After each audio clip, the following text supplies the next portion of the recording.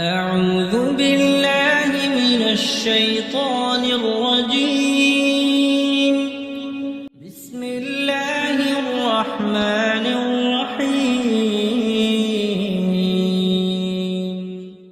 ثم أنشأنا من بعدهم قرونا آخرين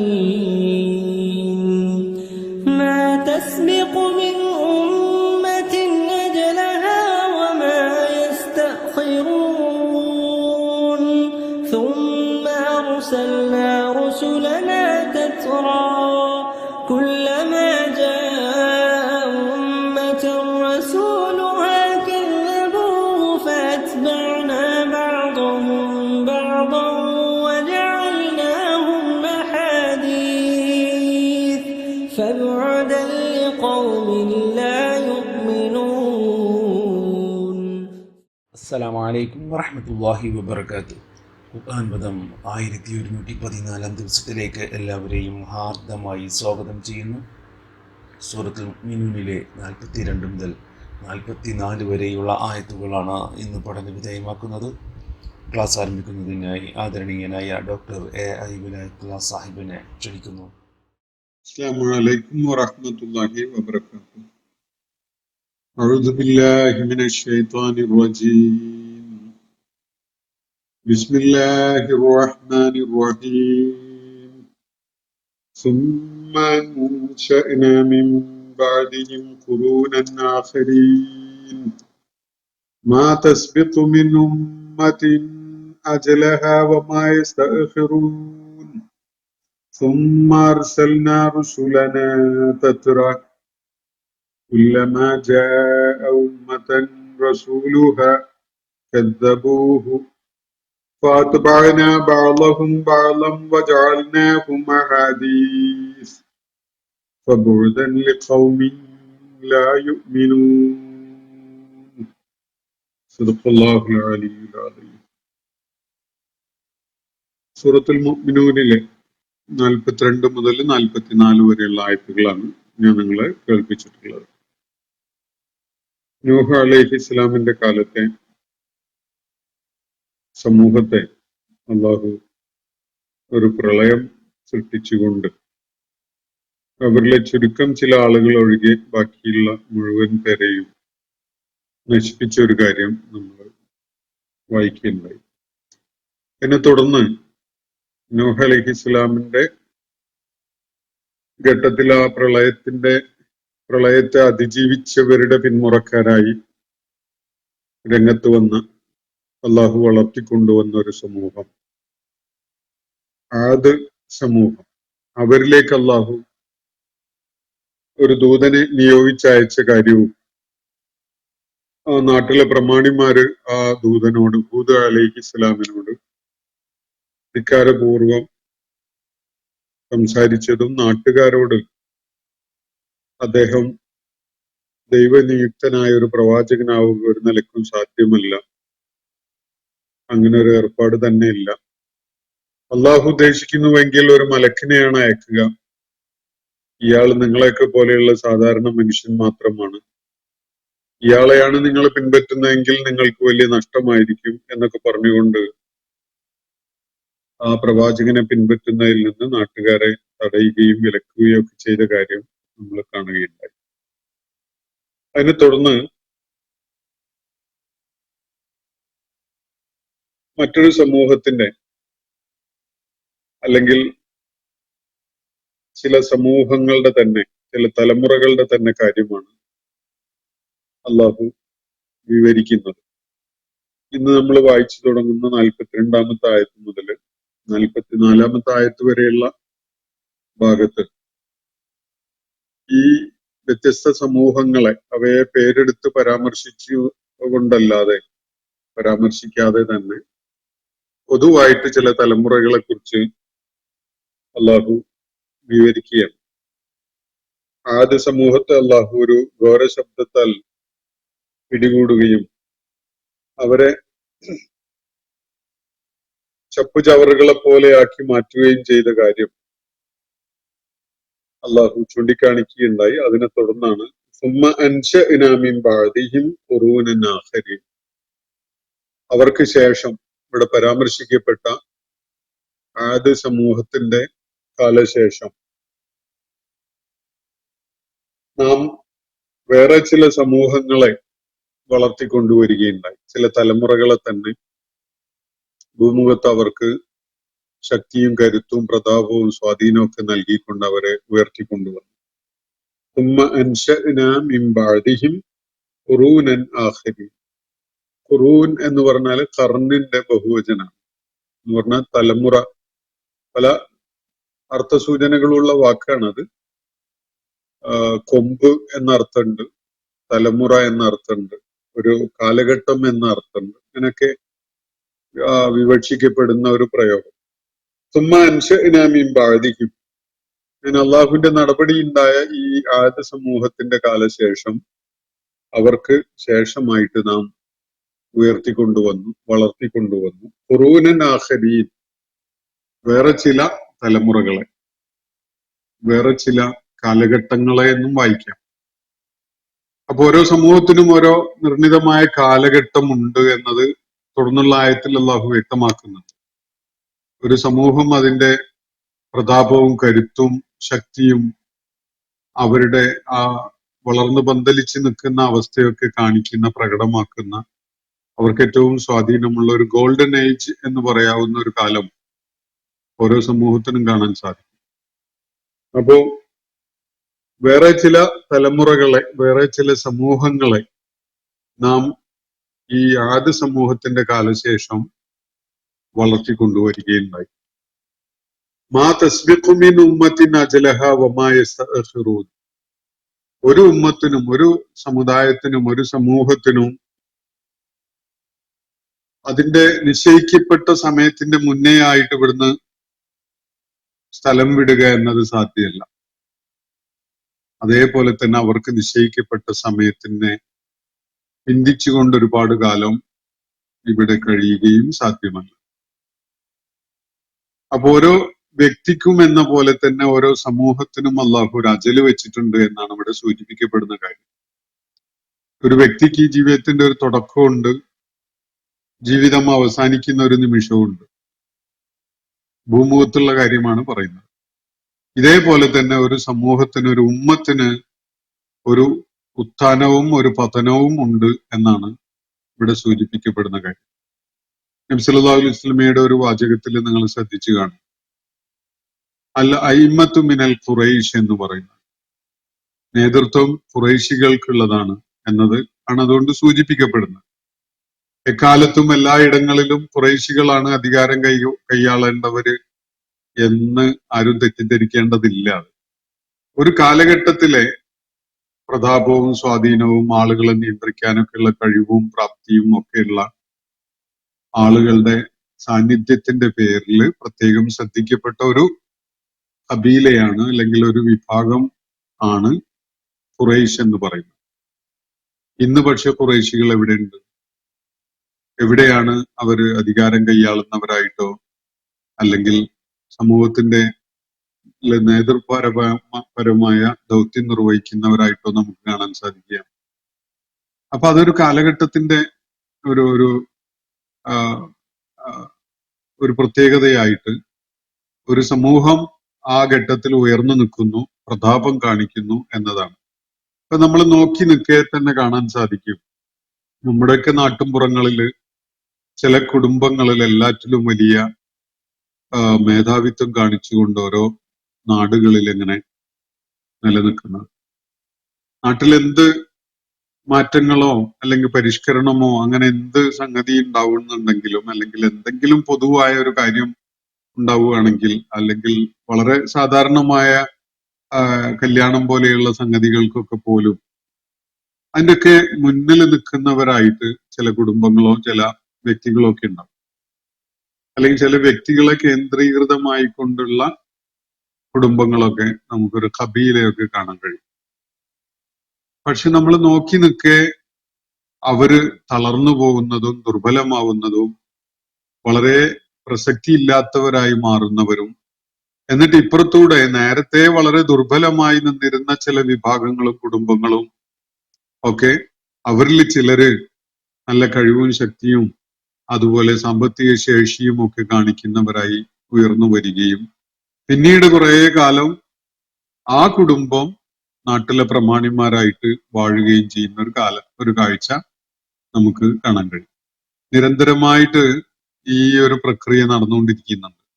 എല്ലാ കാലത്തും പ്രതാപമുള്ള ഒരു കുടുംബത്തിലെ ആളുകള് അങ്ങനെ പ്രതാപം കാണിക്കുന്ന വിധത്തില് നേതൃപരമായ വലിയ പദവിയിൽ ഇരുന്നു കൊണ്ട് വിരാജിക്കുന്ന ഒരു കാഴ്ചയല്ല നമ്മൾ കാണുന്നത്.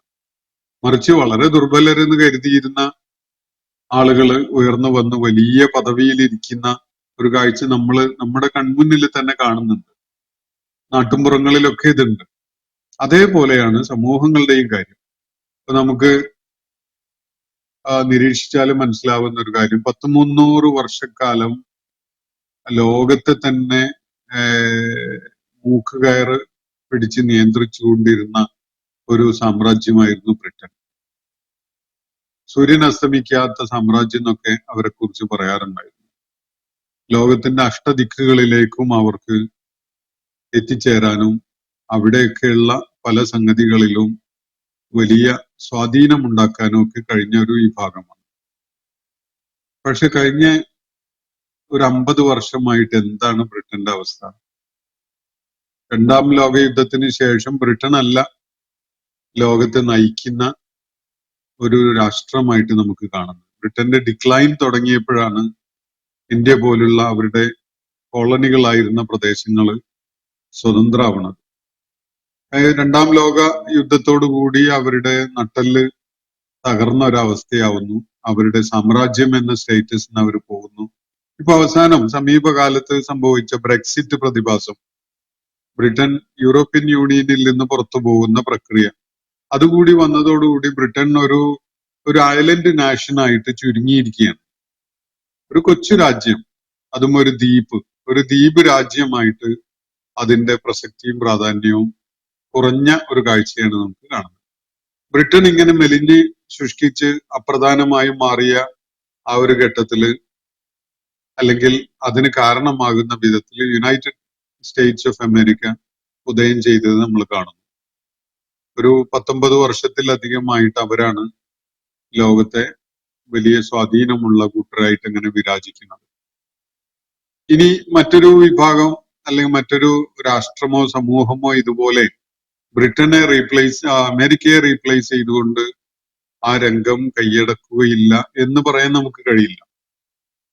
ആ രംഗം കൈയടക്കുന്നവരായിട്ട് മറ്റൊരു കൂട്ടർ ഉദയം ചെയ്യാൻ അതിനു വേണ്ടിയുള്ള ഒരു കിടമത്സരം നടന്നുകൊണ്ടിരിക്കുന്ന ഒരു ഘട്ടത്തിലാണ് നമ്മൾ ജീവിക്കുന്നത്.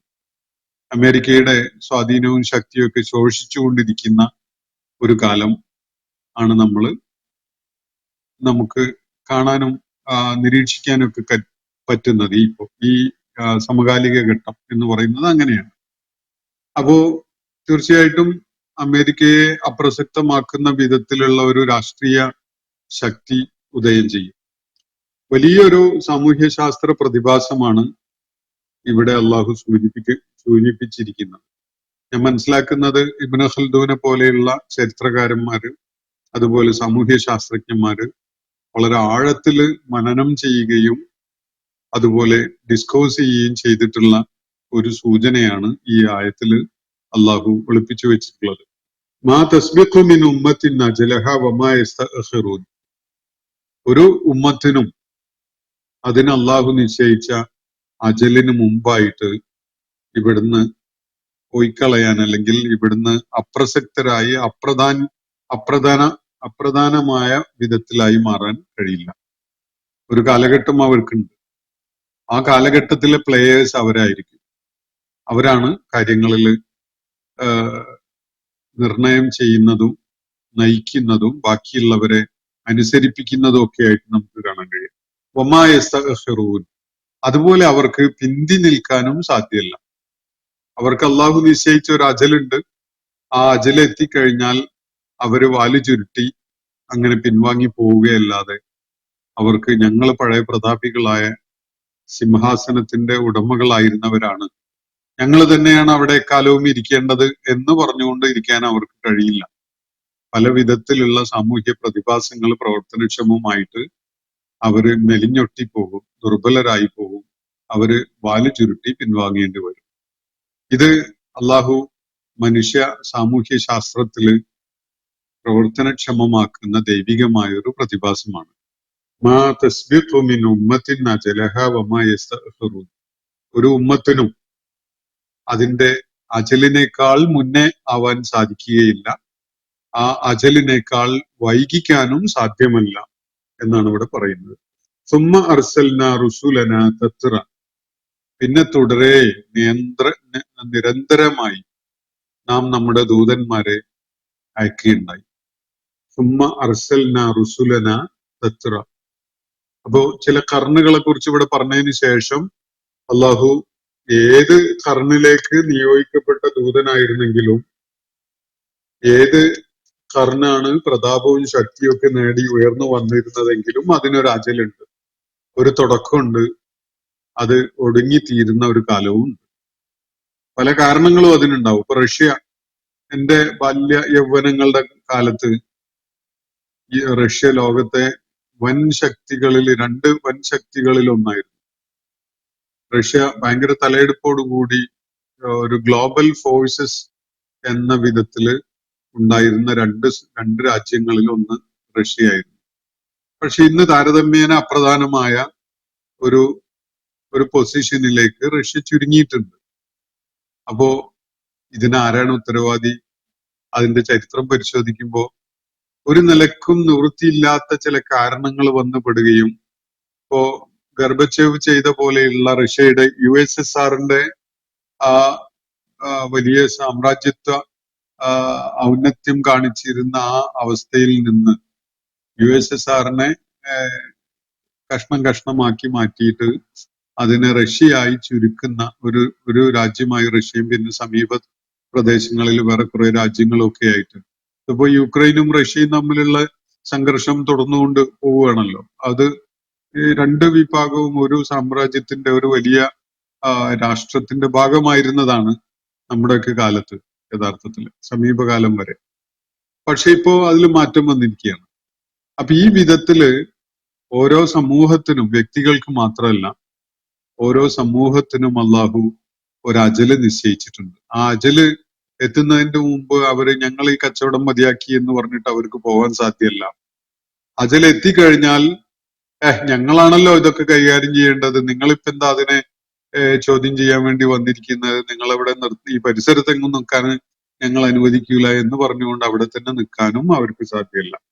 അപ്പോ എന്നിട്ട് അള്ളാഹു പറയുന്നത്, തലമുറകൾ അങ്ങനെ പലതും ഉയർന്നും താഴ്ന്നും ഒക്കെ വന്ന് കടന്നുപോയി. സുമ്മ അർസൽനാ റുസുലനാ തത്റ. നാം തുടർന്ന് നിരന്തരമായിട്ട് ദൂതന്മാരെ അയക്കുകയുണ്ടായി.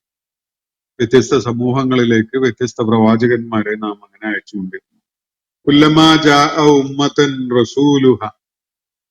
എല്ലായ്പ്പോഴും കഥ ഒന്ന് തന്നെയായിരുന്നു, അനുഭവം. അവര് ഏറ്റുവാങ്ങേണ്ടി വന്നിട്ടുള്ള അനുഭവം പറയത്തക്ക വ്യത്യാസങ്ങളൊന്നും ഇല്ലാത്തതായിരുന്നു. കുല്ലമാ ജാഅ ഉമ്മത്തൻ റസൂലുഹ. ഓരോ ഉമ്മത്തിനെയും സമീപിച്ചുകൊണ്ട് അവരുടെ ദൂതൻ വന്നപ്പോഴൊക്കെയും തന്നെ കസബൂഹു, അവരേറ്റുവാങ്ങിയത്, ആ ദൂതന്മാരെ ഏറ്റുവാങ്ങിയത് ഒരേ കാര്യമാണ്. കസബൂഹു, ആ ഉമ്മത്തിലെ ആളുകൾ അദ്ദേഹത്തെ കളവാക്കി തള്ളിക്കളഞ്ഞു. അള്ളാഹുവിന്റെ ദൂതൻ എന്ന് പറഞ്ഞുകൊണ്ട് സ്വയം പരിചയപ്പെടുത്തിയിട്ട് ഒരാൾ കടന്നു വരുമ്പോ അയാളുടെ സത്യസന്ധത പരിശോധിക്കുക മാത്രമേ അതിൽ ആവശ്യമുള്ളൂ. അയാൾ അൽ അമീനാണ് എന്ന് ബോധ്യപ്പെടുന്നുവെങ്കിൽ അയാൾ കള്ളം പറയുന്ന ആളല്ല, അയാള് വളരെ പ്രാധാന്യമുള്ള ഒരു ദൗത്യം നിർവഹിക്കാൻ വേണ്ടി വന്നിട്ടുള്ള ആള് തന്നെയാണ്, സംശയമൊന്നുമില്ല. ഏത് പ്രവാചകനെയും തിരിച്ചറിയാനുള്ള മാനദണ്ഡം അയാളുടെ ഇന്റഗ്രിറ്റിയാണ്, അയാളുടെ സത്യസന്ധതയാണ്. അയാൾ സത്യസന്ധത ജീവിതത്തിലൂടെ തെളിയിച്ച ഒരാളാണെങ്കിൽ അയാൾ പ്രവാചകനായിട്ട് വരുന്നു, സ്വയം പരിചയപ്പെടുത്തിക്കൊണ്ട് വരുന്നു എങ്കിൽ തീർച്ചയായിട്ടും ഒരു ദൈവിക ദൗത്യം ചുമതലപ്പെടുത്തപ്പെട്ടുകൊണ്ട് വരുന്ന ആള് തന്നെയായിരിക്കും. പക്ഷെ സമൂഹം എങ്ങനെയാണ് പ്രതികരിക്കുന്നത്? അള്ളാഹു തുടരെ ആയിട്ട് ദൂതന്മാരെ അയച്ചപ്പോഴൊക്കെയും തന്നെ ഓരോ ഉമ്മത്തിലേക്കും അവർക്കായി അള്ളാഹു നിയോഗിച്ചയച്ചിട്ടുള്ള ദൂതൻ കടന്നു വന്നപ്പോ കസബൂഹു, അവര് ആ ഉമ്മത്തിലെ ആളുകള് അദ്ദേഹത്തെ കളവാക്കി കളഞ്ഞു, നിഷേധിച്ചു കളഞ്ഞു. ഫഅത്ബഅനാ ബഅളഹും ബഅള, പിന്നെ നമ്മൾ എന്താ ചെയ്തത്? നാം എന്ത് നടപടി സ്വീകരിച്ചു? അതാണ് തുടർന്ന് അള്ളാഹു പറയുന്നത്. സുമ്മ അത്ബഅനാ ബഅളഹും ബഅള, പിന്നെ അവരെ നാം ഓരോരുത്തരെയായിട്ട് ഈ കാര്യം തുടർന്ന് ചെയ്തു എന്നാണ് അള്ളാഹു പറയുന്നത്. ആദ്യ സമൂഹത്തിന്റെ കാര്യത്തില്, അതിന്റെ മുമ്പ് നൂഹ് അലൈഹിസ്സലാമിന്റെ സമൂഹത്തിന്റെ കാര്യത്തിലൊക്കെ അള്ളാഹു ചില നടപടികൾ സ്വീകരിച്ച കാര്യം പറഞ്ഞല്ലോ. അതേ കാര്യം നാം ഈ സമൂഹങ്ങളുടെ കാര്യത്തിലും പ്രാവർത്തികമാക്കുകയുണ്ടായി. സുമ്മ അത്ബഅന ബഅളഹും ബഅള, പിന്നീട് നാം അവരിൽ ഓരോരുത്തരെയും തുടർന്ന് മറ്റോരോരുത്തരുടെയും കാര്യം കൈകാര്യം ചെയ്തു എന്ന് പറഞ്ഞാൽ, ദൂതന്മാരോട് നിഷേധാത്മകമായ വിധത്തിൽ പ്രതികരിച്ച സമൂഹങ്ങളെ ഒന്നിനു പുറകെ ഒന്നായിട്ട് നാം അവരെ നശിപ്പിക്കുകയുണ്ടായി. വജഅൽനാഹും അഹാദീസ്, അവരെ ചില കഥകളാക്കി മാറ്റുകയും ചെയ്തു നാം. ഇന്ന് അവരെവിടെയാണ്? ഇന്നത്തെ നമ്മുടെ ഭാഷയില്, ന്യൂജൻ ഭാഷയിൽ പറഞ്ഞാല് ഭിത്തിയിൽ ഒട്ടിച്ചു കളഞ്ഞു, ആ വിധത്തിലാക്കി കളഞ്ഞു ഓരോ സമൂഹങ്ങളെ ആലേഖനം ചെയ്തുകൊണ്ടുള്ള ഒരു ചിത്രം വരയ്ക്കുകയോ അല്ലെങ്കിൽ ഒരു കഥ എഴുതി വെക്കുകയോ ഒക്കെ ചെയ്താൽ അത് പിന്നെ നമ്മൾ ചുവരിൽ ഒട്ടിക്കാനേ ഉണ്ടാവുള്ളൂ. ആ സമൂഹത്തിലെ കഥാപാത്രങ്ങളൊന്നും ഉണ്ടാവില്ലല്ലോ ജീവിതത്തിൽ. നമ്മൾ പലപ്പോഴും അർത്ഥം അറിഞ്ഞുകൊണ്ടോ അറിയാതെയോ പറയാറുള്ള ഒരു പ്രയോഗമുണ്ട് മലയാളത്തിൽ. ഏട്ടിലെ പശു പുല്ല് തിന്നില്ല എന്ന് പറഞ്ഞു. ഞാന് അത് പലരോടും അതിന്റെ അർത്ഥം എന്താണെന്ന് ചോദിച്ചു നോക്കിയിട്ട് അവർക്കാർക്കും അത് എന്താണെന്ന് മനസ്സിലായിട്ടില്ല. ഒരു ചൊല്ല് എന്നുള്ള നിലയ്ക്ക് എങ്ങനെ പറയുന്നതായിട്ടേ അവർക്ക് അറിയുള്ളൂ. വളരെ ലളിതമായ ഒരു കാര്യമാണ് അതിൽ പറയുന്നത്. ഏട് എന്ന് പറഞ്ഞ പുസ്തകത്തിന്റെ ഏടാണ്, ഒരു പേജാണ്. അതിലുള്ള പശു എന്ന് പറഞ്ഞാൽ അതിലൊരു ചിത്രമാണ്, പശുവിന്റെ ചിത്രമാണ്. പശുവിന്റെ ചിത്രം ആയതുകൊണ്ട് പശു ആവൂലല്ലോ, അത് പുല്ല് തിന്നൂലല്ലോ. അതാണ് പറയുന്ന കാര്യം. അപ്പൊ ഏട്ടിലെ പശു പുല്ല് തിന്നില്ല എന്ന് പറയുന്ന പോലെ ചുവരിൽ ഒട്ടിച്ചു വെച്ച സമൂഹങ്ങൾക്ക് യാതൊരു സ്വാധീനവും ശക്തിയൊന്നും ഉണ്ടാവില്ല. അവരെ നാം വെറും കഥകളാക്കി മാറ്റിക്കളഞ്ഞു എന്നാണ് അള്ളാഹു പറയുന്നത്. പണ്ടുണ്ടായിരുന്നു ആദ് സമൂഹം, സമൂദ് സമൂഹം, ഫിറഔന്റെ സമൂഹം, നൂഹ് അലൈഹിസ്സലാമിന്റെ സമൂഹം എന്നൊക്കെ ഇങ്ങനെ നമുക്ക് കഥാകഥനം നടത്താൻ പറ്റുന്ന വിധത്തിലുള്ള അഹാദീസ് ആക്കി മാറ്റിക്കളഞ്ഞു. അഹാദീസ് എന്ന് പറഞ്ഞാൽ ഹദീസിന്റെ ബഹുവചനാണ്. എന്ന് പറഞ്ഞാൽ വിവരണം എന്നാണ് അർത്ഥം. അത് ഒറ്റ വാക്കിൽ പറയുമ്പോൾ കഥ എന്നാണ് നമ്മൾ ട്രാൻസ്ലേഷനിൽ ഉപയോഗിക്കാറുള്ളത്. അപ്പോ ജഅൽനാഹും അഹാദീസ, അവരെ നാം കേവലം കഥകളാക്കി മാറ്റിക്കളഞ്ഞു. അതിനപ്പുറത്തേക്ക് അവരൊന്നും അവശേഷിച്ചിട്ടില്ല. അവരുടെ ശേഷിപ്പുകള് വെറും കുറച്ച് കഥകൾ മാത്രമാണ്. ചില പ്രചാരത്തിലുള്ള ചില കഥകൾ മാത്രമായിട്ട് അവരെ ചുരുങ്ങി. നാം അവരെ ആ വിധത്തിൽ മാറ്റി. വിശ്വാസം ഉൾക്കൊള്ളാൻ കൂട്ടാക്കാത്ത സമൂഹത്തിന് ശാപം എന്നാണ് അള്ളാഹു പറയുന്നത്. അവര് പോട്ടെ വിദൂരതയിലേക്ക്, വിസ്മൃതിയിലേക്ക്, വളരെ വളരെ വളരെ അകലത്തേക്കായിട്ട്, അള്ളാഹുവിന്റെ സകല അനുഗ്രഹങ്ങളിൽ നിന്നും അകന്നു മാറിയവരായിട്ട് പോകട്ടെ അവർ എന്നാണ് അള്ളാഹുവിടെ പറയുന്നതായിട്ട് കാണുക. അള്ളാഹുവിന്റെ സൃഷ്ടിപ്പിന്റെ ദൗത്യം, സൃഷ്ടിപ്പിന്റെ ലക്ഷ്യം തന്നെ സാക്ഷാത്കരിക്കുന്നതിന് വിഘ്നം ചെയ്തവര് അല്ലെങ്കിൽ വിഘ്നം സൃഷ്ടിച്ചവരാണ് അവർ. അള്ളാഹുവിനെ തിരിച്ചറിയാത്ത, സൃഷ്ടിപ്പിന്റെ ലക്ഷ്യം ഉൾക്കൊള്ളാൻ കഴിഞ്ഞിട്ടില്ലാത്ത ഒരു സമൂഹം, അവര് യഥാർത്ഥത്തില് യാതൊരു നിലക്കും ഭൂമുഖത്ത് ജീവിക്കാനുള്ള അർഹതയില്ലാത്തവരാണ്. അള്ളാഹുവിന്റെ ശിക്ഷ ഏത് നിമിഷവും കടന്നു വരുന്നതിന്, അത് ഏറ്റുവാങ്ങേണ്ടി വരുന്നതിന് അർഹതയുള്ളവരാണ്. അള്ളാഹുവിന്റെ ശാപം അവർക്കാണുള്ളത് എന്നാണ് അള്ളാഹു ഇവിടെ പറയുന്നത്. ഫബുഅദൻ ലിഖൗമിൻ ലാ യുഅ്മിനൂൻ. പ്രവാചകന്മാര് അള്ളാഹുവിന്റെ സന്ദേശവുമായിട്ട് കടന്നു വന്ന ഘട്ടങ്ങളിലൊക്കെ അവരെ നിഷേധിക്കുകയും തള്ളിക്കളയുകയും ഒക്കെ ചെയ്തിട്ടുള്ള ആളുകൾ, അവർക്കുള്ള വിധി ഇതാണ്. ഫബുഅദൻ ലിഖൗമിൻ ലാ യുഅ്മിനൂൻ. അകറ്റി നിർത്തപ്പെടുക എന്നതാണ് ആ വാക്കിന്റെ സൂചന. ബഈദ് എന്ന് പറഞ്ഞാൽ വളരെ അകലെയായി എന്നാണ് അർത്ഥം. ബഈദ് അപ്പൊ ബുഅ്ദൻ എന്ന് പറഞ്ഞാൽ വളരെ അകലെ ആവട്ടെ, ലിഖൗമിൻ ലാ യുഅ്മിനൂൻ, വിശ്വാസം ഉൾക്കൊള്ളാൻ കൂട്ടാക്കാത്ത സമൂഹം പോകട്ടെ, അവരകലേക്ക് അകന്നു പോകട്ടെ. അതൊരു ശപിക്കുന്ന രീതിയാണ്. അതുകൊണ്ടാണ് പല മുഫസ്സിറുകളും അല്ലെങ്കിൽ ഖുർആൻ വിവർത്തകരും ഈ വിശ്വാസം ഉൾക്കൊള്ളാൻ കൂട്ടാക്കാത്ത സമൂഹത്തിന് നാശം എന്ന വിധത്തിൽ, അവർക്ക് ശാപം എന്ന വിധത്തില് ഈ ആയത്തിന് അർത്ഥകൽപ്പന നൽകി കാണുക.